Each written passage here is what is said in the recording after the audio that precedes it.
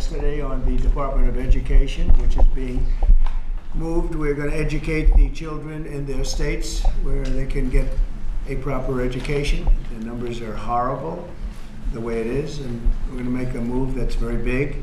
I don't think it's even risky a little bit. I think it's going to be amazing. It should have been done years ago. They've been talking about doing it for many years, but nobody ever got it off. But we did. And there was great excitement and great acceptance of it by almost everybody, including a lot of Democrats, actually. I do want to say that I've decided that the SBA, the Small Business Administration, headed by Kelly Loeffler, is a terrific person, will handle all of the student loan portfolio. We have a portfolio that's very large, lots of loans, tens of thousands of loans, pretty complicated deal. And that's coming out of the Department of Education immediately, and it's going to be headed up by Kelly Loeffler at SBA, and they're all set for it. They're waiting for it. It'll be serviced much better than it has in the past. It's been a mess. And also Bobby Kennedy, the Health and Human Services, will be handling special needs and all of the nutrition programs and everything else. Rather complex, but that's going to be headed by and handled by Health and Human Services.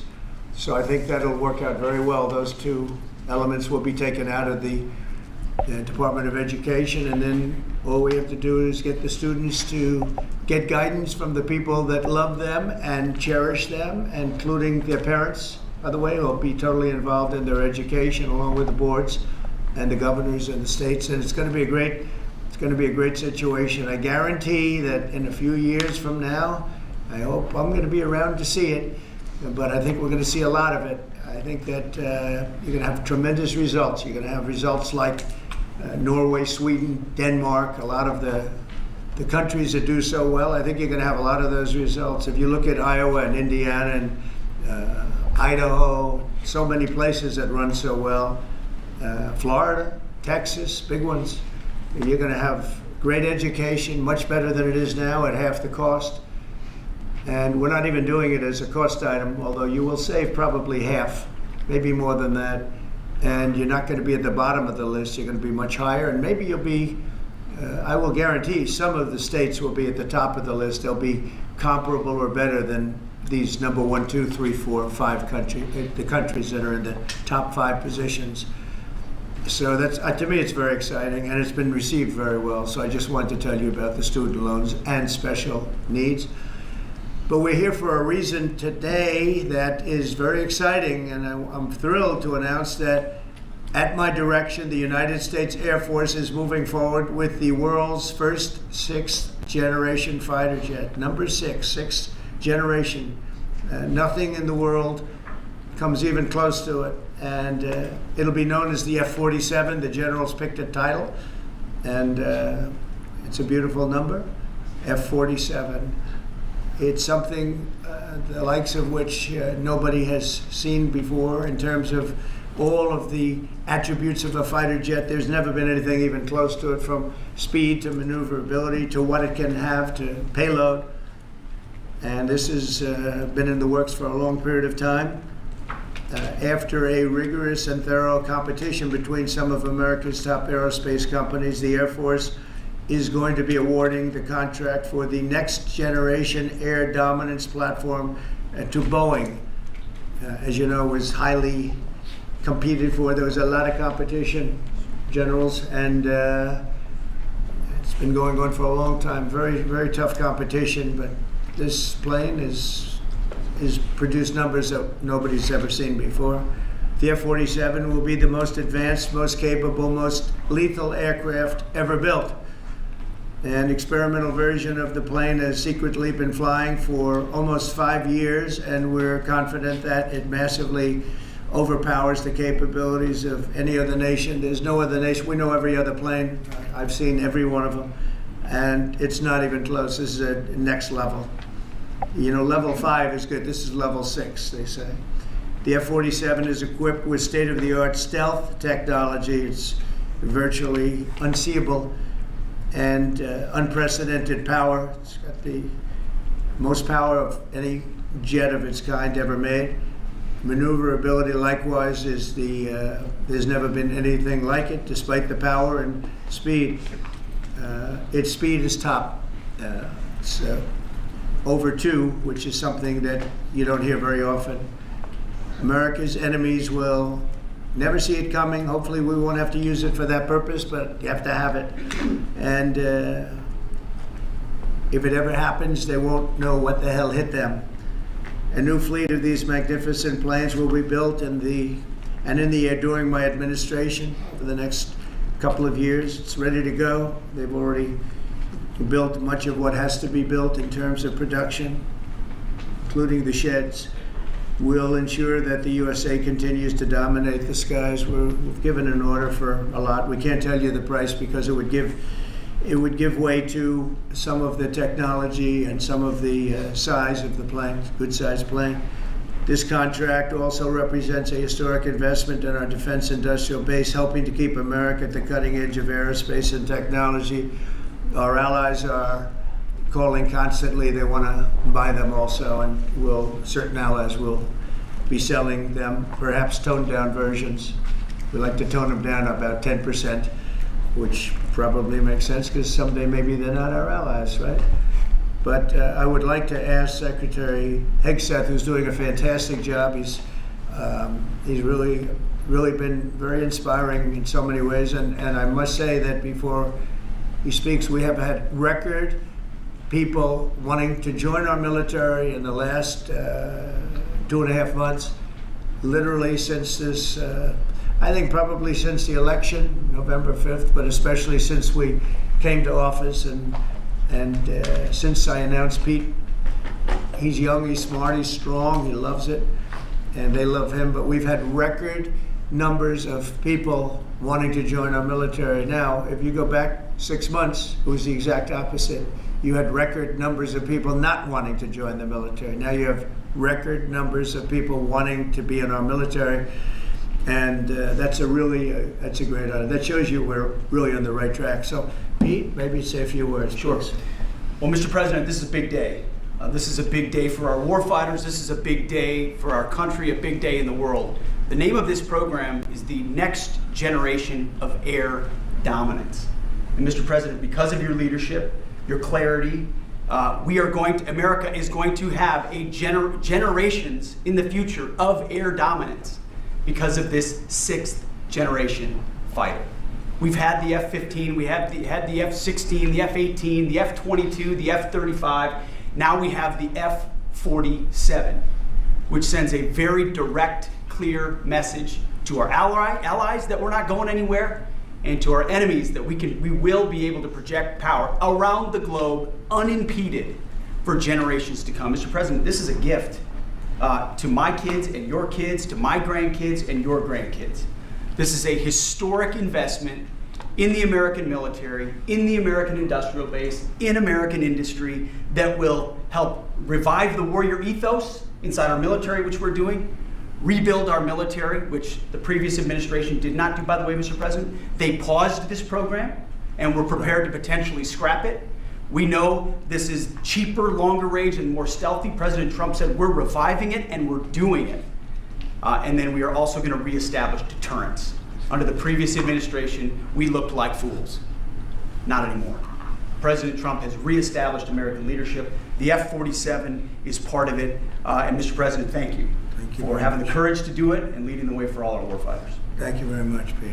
One of the things I will say, but the generals are going to speak in just a couple of seconds, but this plane flies with drones. It flies with many, many drones, as many as you want, and it's a technology that's new, but it doesn't fly by itself. It flies with many drones, as many as we want, and that's something that no other plane can do.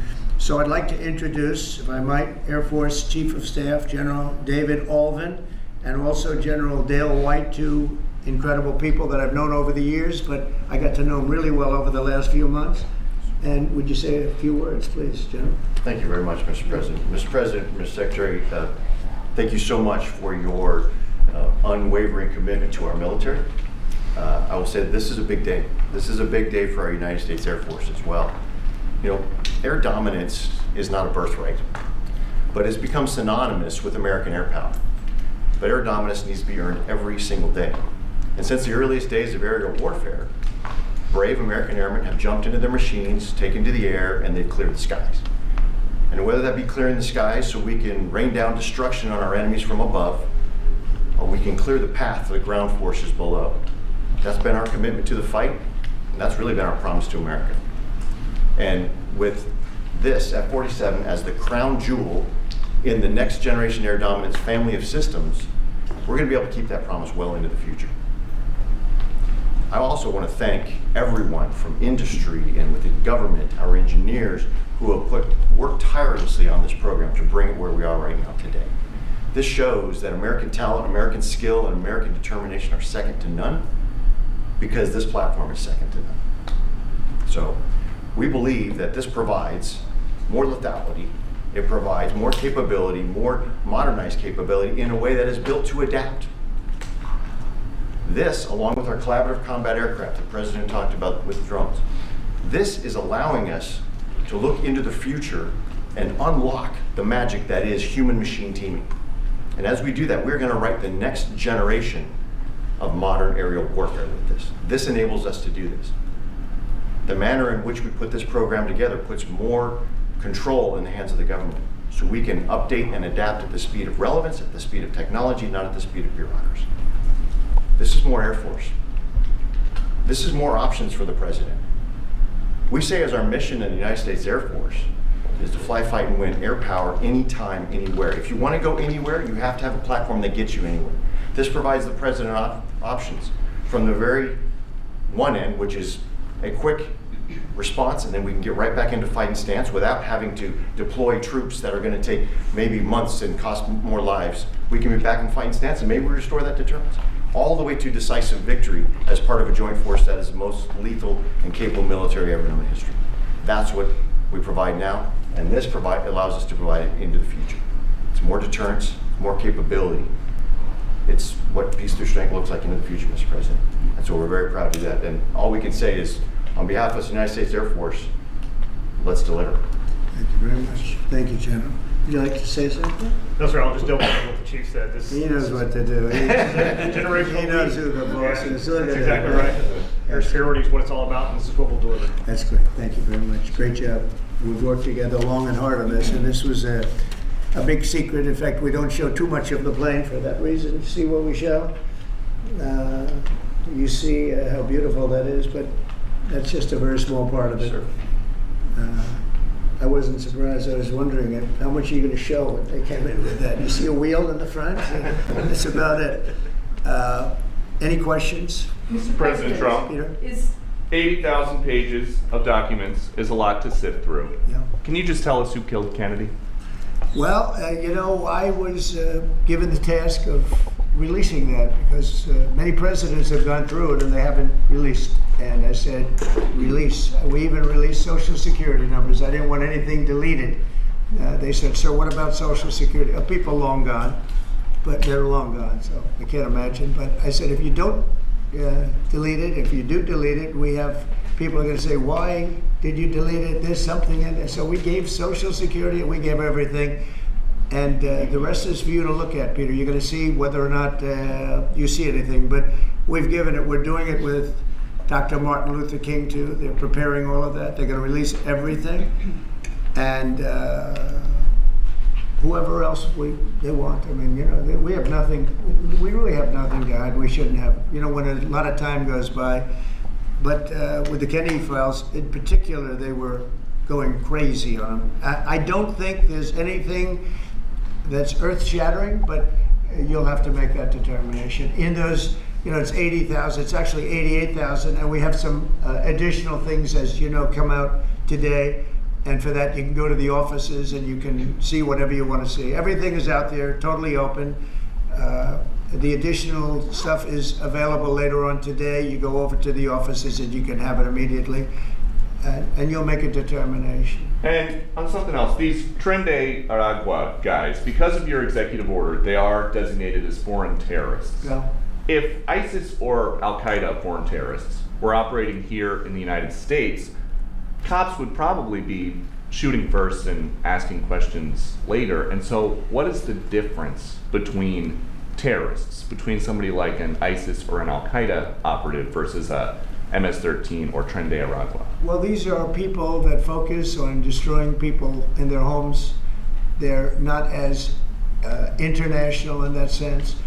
They're a group of thugs. They come from Venezuela. They come from the prisons of Venezuela.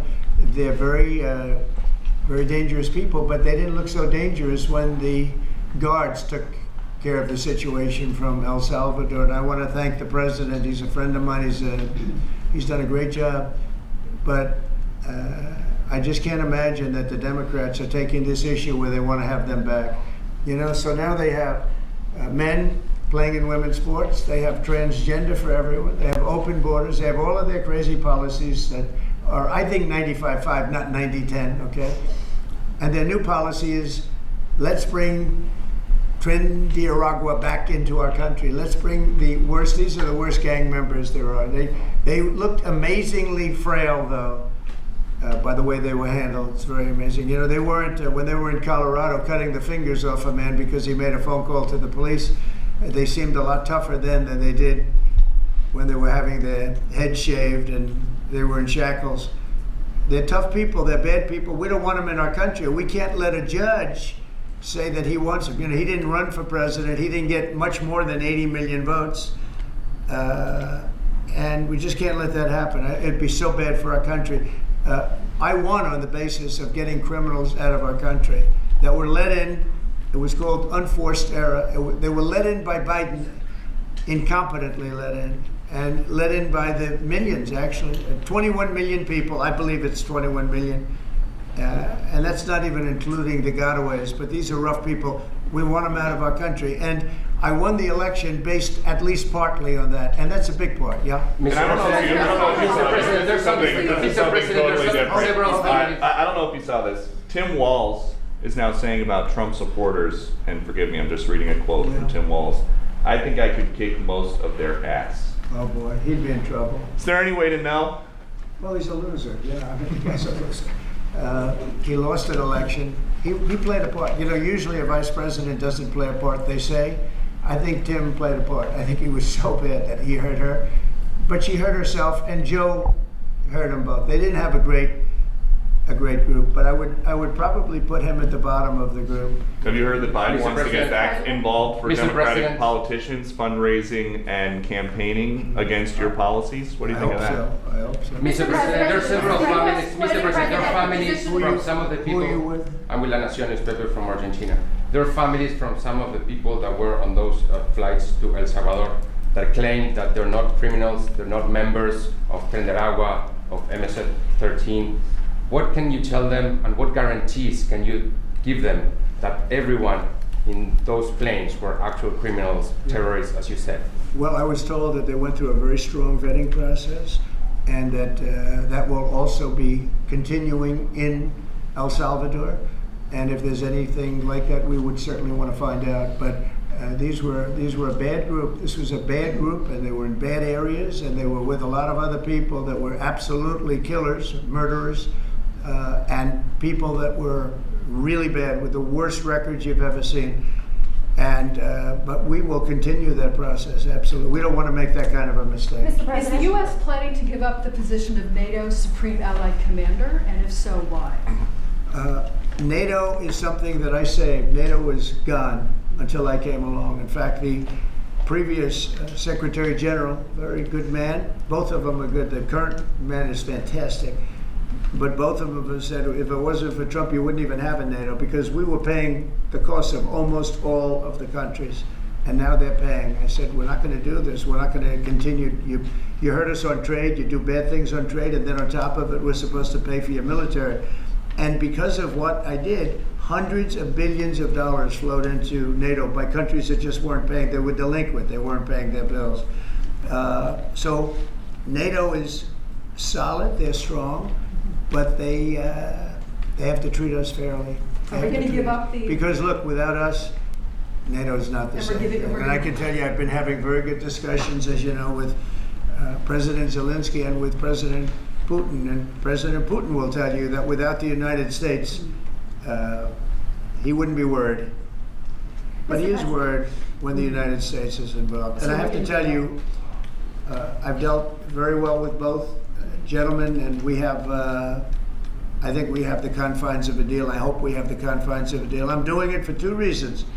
Number one, and by far most importantly, thousands of young people, and they're not American people, they're Russian and they're Ukrainian, are being killed every week, thousands a week. And also the United States has paid, because of Biden, $350 billion on a war that should have never happened.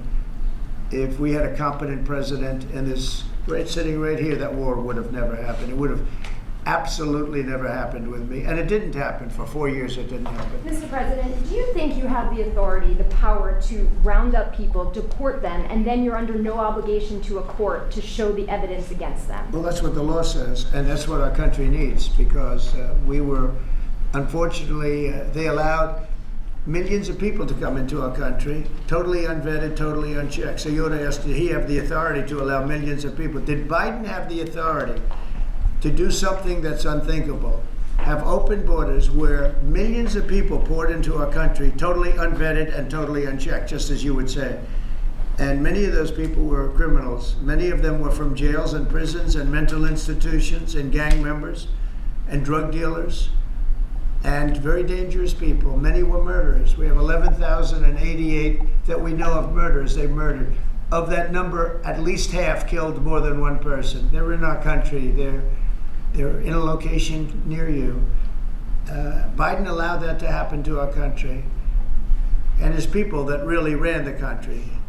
And the person that operated the auto pen, I think we ought to find out who that was, because I guess that was the real president. So when you ask me if we have the authority, did Biden have the authority to allow millions of people to come into our country? Many of these people, hardened criminals at the top of the line who have caused tremendous damage in our country. You see them in New York City fighting with our police. I mean, literally having fist fights in the street with our police. These are tough, hard criminals. Many of them came out of jails, and not just South America, from all over the world. They came out from Africa, from the Congo. They came out from Asia. Not just South America, but many from South America. These are hard, tough criminals, and we have to get them out. And a judge sitting behind a bench someplace got a nice appointment. You can't take that away from the people that are responsible. Now, in this case, Marco Rubio has a lot of big decisions to make, and he's a fantastic person, a great man. I think he'll be our best. I think he has a chance to be our best Secretary of State.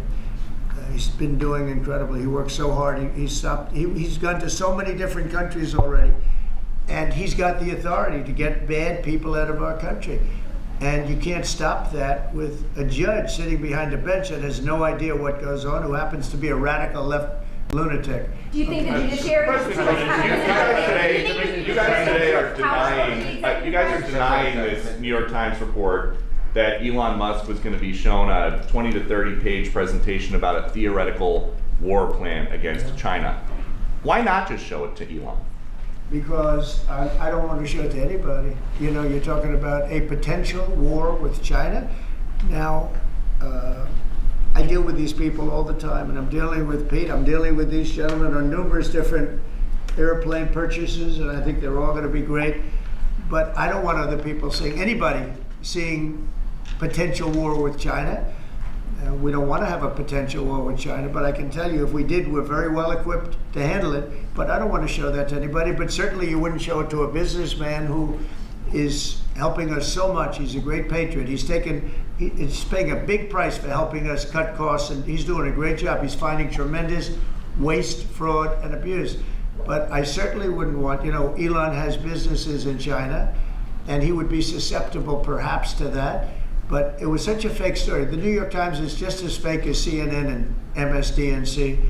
And anybody read that story, people laughed at that story. Who would do such a thing? And the first thing I did is I called Susie and I called Pete. I said, is there any truth to that? And they said, it's ridiculous. No, he's over there to talk about cost. You might want to address that, Pete. But Elon was over there today to address cost. Doge, thing called Doge, which you've heard about. Pete? That's exactly right, Mr. President. You pointed out it was a fake story. We pointed out it was. It was meant to sort of undermine whatever relationship the Pentagon has with Elon Musk. Elon Musk is a patriot. Elon Musk is an innovator. Elon Musk provides a lot of capabilities our government and our military rely on, and I'm grateful for that. We welcomed him today to the Pentagon to talk about DOGE, to talk about efficiencies, to talk about innovations. It was a great informal conversation. The rest of that reporting was fake. There was no war plans, there was no Chinese war plans, there was no secret plans. That's not what we were doing at the Pentagon. I might add that I think Elon, if they ever wanted to do that, I think Elon wouldn't do it. I think he wouldn't do it. He wouldn't want to put himself in that position. But if you read what's out of the New York Times, it's such a dishonest newspaper. It's such garbage. It's, it used to be called all the news that's fit to print. Well, it's all the news that's not fit to print. They have fake sources, or they don't have sources. I think they make most of it up. But this was a made-up story by the New York Times. I call it the failing. It's a failing newspaper. It's failing. And they shouldn't do that. They really are the enemy of the people. And President, We do need honest journalism in this. We've made such big strides over the last 2 months, but we just need honest journalism, and we don't have it. When you have a CNN, you have to watch these people every once in a while just to see where they're coming from, and it's so dishonest. MSNBC is, I think, probably worse, and they're both doing horribly in the ratings. I think they're going to be turned off. I don't think they're not doing any ratings. You're doing well in the ratings. Thank you. Just quickly on, I understand that your trade rep is meeting their Chinese counterpart next week. Yes. Is there anything that they can do to stop April 2nd or to roll back the tariffs that you've put on China already? Well, we can talk, but basically, I call April 2nd. I would have made it April 1st, but I didn't want to be April Fool's Day because then nobody would believe what I said, and they do believe me. April 2nd is going to be Liberation Day for America. We've been ripped off by every country in the world, friend and foe.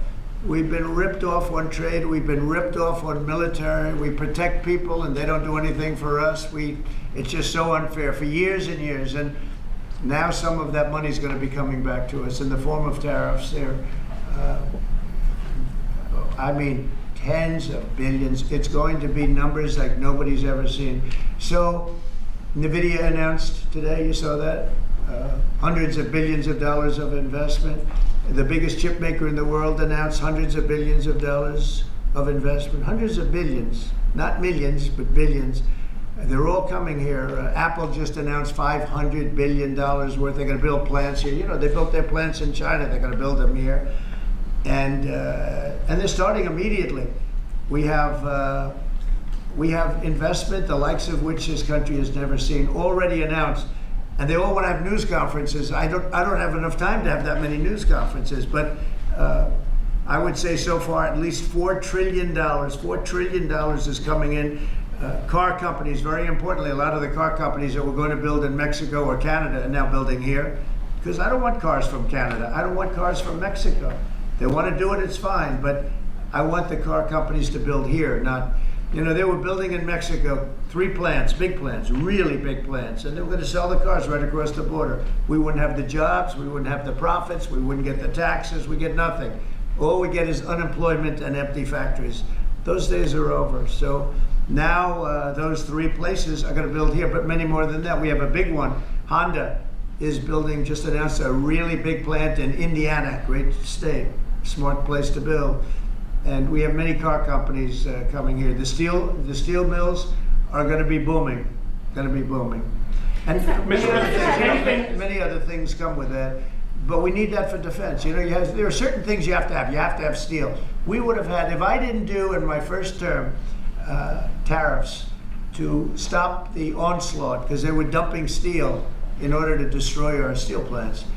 If I didn't do 50% and even 100% in certain cases tariffs on steel, you wouldn't have a steel plant in the United States. And Biden was unable to get rid of those tariffs because they threw off so much money that his numbers, which didn't work anyway, because his numbers were terrible, what he did, the way he spent money was so horrible, and what he allowed to happen to energy. That's the other thing. Energy is going to be like it's never been before. Mr. Vice President is here. Do you have anything to say while you're here? No, sir. I'm good Vice President. I'm just here to watch the show, sir. Okay. I think airplanes are pretty cool, so I wanted to check this out. Airplane's cool. It is cool. Mr. President, anything that China can do to take off the trade war at this point, though. Well, I'll be speaking to President Xi. I have a great relationship with him. We're going to have a very good relationship. But we have a $1 trillion deficit because of Biden with President Xi. More than that. I mean, I've heard $1.2 trillion. We have a deficit. And I've explained that to President Xi. We also have a problem where he's allowing fentanyl to be sent into Mexico and then cross the border and, killing. I think the number is much higher than the 125, 115 that I think it's closer to 300,000 people a year. And so that's a problem. But they have a tremendous surplus against the United States, and we don't want that. Mr. President, why do you want to control Ukraine's power A plant? number of industries have come to you asking for exemptions on tariffs. Is that something that is under consideration by you? Well, people are coming to me and talking about tariffs, and a lot of people are asking me if they could have exceptions. And once you do that for one, you have to do that for all. So, I mean, generally, I did something interestingly during 2 weeks ago. I gave the American car companies a break because it would have been unfair if I didn't. And everybody said, oh, he changed his mind on tariffs. I didn't change my mind. I helped our, sort of big three, big four. I helped some of the American companies. And instead of taking it properly, they said, oh, he changed it. I don't change, but the word flexibility is an important word. Sometimes there's flexibility, so there'll be flexibility, but basically it's reciprocal. So that if China's charging us 50% or 30% or 20%, and I don't mean China, I mean anybody, any country, Canada. Nobody knows that Canada's charging our dairy farmers. They have 270% tariffs. Nobody knows that. Nobody knows that. They have up to 400%. They have a couple of tariffs at 400%. Nobody knows that. Nobody talks about that. And remember, with Canada, we don't need their cars, we don't need their lumber, we don't need their energy, we don't need anything from Canada, and yet it costs us $200 billion a year in subsidy to keep Canada afloat. So when I say they should be a state, I mean that. I really mean that, because we can't be expected to carry a country that is right next to us on our border. It would be a great state. It would be a cherished state. The taxes for Canadian citizens would go down in less than half. They don't spend money on military because they think we're going to protect them. There are many things that they do, like icebreakers. They want us to provide icebreakers for them. Oh, that's wonderful. So the Canada, they're very tough traders too. I want to just tell you, all the people, they're tough traders. They trade very tough. And the expression I use is, some people don't have the cards. I used that expression about a week and a half ago, right? Somebody was negotiating who didn't have the cards, who's now, I think, saying that he wants to do it, and I think we're going to have a big deal on that very special something. We got to make a deal on that. But Canada has been a very nasty negotiator against the United States, took advantage of the United States for a long time. But nobody knows that they were getting 270% tariffs on dairy products. I'll follow up on Canada, and I don't think I've heard you say this in all of the talk about Canada becoming the 51st state. Are you concerned that if they became the 51st state, they would be a very, very blue state? Very, very big and very, very blue. No, there might be, but it would, you have that artificial line that goes, that straight artificial, that looked like it was drawn by a ruler. Somebody with I don't mean a ruler like a king, I mean like a ruler, this way. And it's just an artificial line that was drawn in the sand or in the ice. And can I tell Peter, just, you add that to this country, what a beautiful landmass, the most beautiful landmass anywhere in the world. And it was just cut off for whatever reason. It would be great. Now, is it liberal? Maybe, but a conservative until I got involved, because I don't care who wins up there. I frankly probably would do better with a liberal than the conservative, if you want to know the truth. But just a little while ago, before I got involved and totally changed the election, which I don't care about, probably it's to our advantage actually, but the conservative was leading against, I call him Governor Trudeau, the conservative was leading by 35 points. So, so I don't know about that. I think Canada is a place like a lot of other places. If you have a good candidate, the candidate's going to win. And I don't know if you've seen this, but the two astronauts that you just helped Yeah. save from space, they didn't get any overtime pay Yeah. for all that extra time. They got $5 a day per diem. Oh. For 286 days, that is $1,430 in extra pay. Is there anything the administration can do to get them, to make them whole? Well, nobody's ever mentioned this to me. If I have to, I'll pay it out of my own pocket, okay? I'll get it for them. Mr. President, President, I'll follow up on the you petition mentioned- signs. I like that. Mr. President, you President, mentioned the I'll deal. pay it right out of my, is that all? That's not a lot. For what they had to go through. And I want to thank Elon Musk, by the way, because think if we don't have him. You know, there's only so long, even though they're in the capsule up there, that the body starts to deteriorate after 9 or 10 months and gets really bad after 14, 15 months with the bones and the blood and all the things that you've been reporting on very well. And if we don't have Elon, they could be up there a long time. Who else is going to get him? And I just want to thank him. He's going through a lot, what they're doing to him. And these people are going to be caught, and they're going to be caught, and they're going to be prosecuted. And from what they tell me, I see this just by watching your programs and reading the news, but from what they tell me, they could get 20 years in jail, and they'll get it. I'll tell you, there's going to be no leniency, and there'll be no pardons. I can tell you that right And you now. said this morning 20 years in jail, and then maybe President. you said this morning 20 years in jail, and then maybe they'll go to one of these prisons in El Salvador. Do you think with the way that the judges have been issuing injunctions, it would be easier or harder to send these Tesla domestic terrorists to a jail in El Salvador than these MS-13 or Tren de Aragua guys? Well, I view these people as terrorists just like others. These are, when I looked at those showrooms burning and those cars, not one or two, like 7, 8, 10 burning, exploding all over the place. These are terrorists. You didn't have that on January 6th, I can tell you. You didn't have anything like that on January 6th, which is sort of amazing because on January 6th, the Democrats were talking. Nobody was killed other than a very beautiful young woman, Ashley Babbitt. Nobody was killed. And you look at what's going on now with these terrorists. These are terrorists, and that's an organized event. You know, take a look at their signs. Take a look. They're all made by the same sign company. A nice, expensive job. Now, these are the people that finance it are, in my opinion, in just as big a trouble as the people that are setting the match and setting the fires. So we'll see. It's under very serious investigation by the FBI and by the Justice Department. These people are terrorists. Mr. President, you mentioned a deal with Ukraine. Mr. President, what do you say to American military families who are seeing Elon Musk at the Pentagon today, are hearing about Defense Department cuts, and their thoughts are immediately going to the safety of their loved ones who are currently deployed? Well, we're making our country strong. And when they see a thing like that and they hear that story about Elon and China, what they should do is realize that the New York Times is a corrupt institution, because I think they're the ones. They knew that story wasn't true. Nobody believed that story.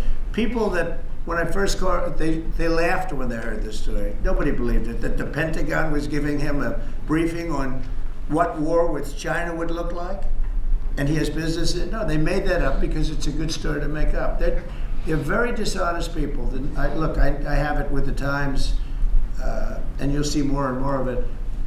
To me, it's a very dishonest organization. But a story like that is made up. It's total fiction. And I just wanted to make sure. I called up Chief of Staff and I called up Pete. And I said, is there any truth to that? Absolutely not. He's there for Doge, not there for China. And if you ever mention China, I think he'd walk out of the room. He wouldn't take it anyway. So it's just a made up story. Nobody's taking better care of the military. One of the things that I know that Pete's doing is he's talking about a lot of the civilian staff, and we're going to get them other jobs. You know, we're going to have a lot of jobs in this country, but we don't want to have wasteful jobs. We want to have meaningful jobs. And those were wasteful jobs. Those are jobs that not only military, but jobs where people don't show up. You take a look at Department of Education. I've never seen so many buildings with the names on it. You go past one after another Department of Education, and they're empty. The people don't show up. You know why? Because they have other jobs, because they're playing golf, or they're playing something, they're doing something. And we have a lot of great people, but we have to move that back to the States. We're going to make our country strong, and we're going to get people much better jobs. because we have companies moving into our country, the likes of which we've never seen before. Nothing like this has happened. And it's automatic. They don't want to pay the tariffs. How do you avoid paying the tariffs? You build your plant in the United States, and it's a beautiful thing to see. I see it. So far, I would say $4 trillion. Nobody's ever heard of them. No country's ever heard of numbers like that. $4 trillion, and those are the best ones. The biggest, best chip maker in the world. I'm not a fan of the CHIP Act, where you give billions of dollars away to companies that don't need it, and it won't bring them here. I'm giving nothing away. All they're doing is coming here, they're building because they want to avoid. Remember this on the tariffs too, because that's going to be, Liberation Day, April 2nd. It's reciprocal. If they charge us, we charge them. So somebody say, well, how much are the tariffs? Very fair. If India, as an example, has been very bad to us on tariffs, they charge 100%, 200%, whatever they charge. Now, Europe just announced they're lowering the tariffs on cars. We charge, like a joke, 2.5%. That's what this country charges. Europe just announced that they're reducing their tariffs on cars to 2.5%. It's nice. But they also have non-monetary tariffs where they make it impossible for the cars to get in even without the dollars on them, and the dollar signs. It's called a non-monetary tariff, where they put on controls where no matter what happens, because they don't want cars, they don't want the American car in their market. And yet they send us millions of cars, they send us big agriculture, they don't want our agriculture, they don't want anything from us. European Union's very tough, but now it's fair. So whatever they do to us, we do to them. Mr. President, you mentioned last month you mentioned As Russia continues to attack Ukraine, are you planning to impose any sort of sanctions? Well, they're fighting against each other. Yeah, I think we're going to have, Do you we have plan a to ceasefire on a lot of areas, and so far that's all held very well. And getting that ceasefire, they had a lot of guns pointing at each other. You had some soldiers, unfortunately, surrounded by other soldiers, and they are going to be, I believe we're going to pretty soon have a full ceasefire, and then we're going to have a contract. And the contract's being negotiated, the contract in terms of dividing up the lands, et cetera, et cetera. It's being negotiated as we speak. What do you say to critics who say that your actions towards law firms amount to coercion? Well, the law firms all want to make deals. You mean the law firms that we're going after, that went after me for 4 years, ruthlessly, violently, illegally? You mean, are those the law firms you're talking about? But they're not babies. They're very sophisticated people. Those law firms did bad things. They went after me for years. Russia hoax. All a hoax. It was a hoax. It was Hunter Biden's laptop. It didn't come out of Russia, by the way. It was came out of his bedroom. It was all a hoax, developed by Democrats. Hillary, I don't think Biden did, because I don't think Biden knows what the hell he's doing, frankly, based on everything I see. I've seen things since being here that are so sad. What he's done to this country, what he and they did to this country, those people that surrounded him, who, by the way, are radical left but smart. He's not smart. He was never smart. But these are radical left, smart people. They totally controlled him. He did whatever they told him to do. And it's a shame. It's so sad to see what happened, what they've done to this country, both not only the inflation you saw, but allowing millions and millions of criminals into our country. That's an inexcusable act. And many other things besides that. Thank you very much. Mr. President,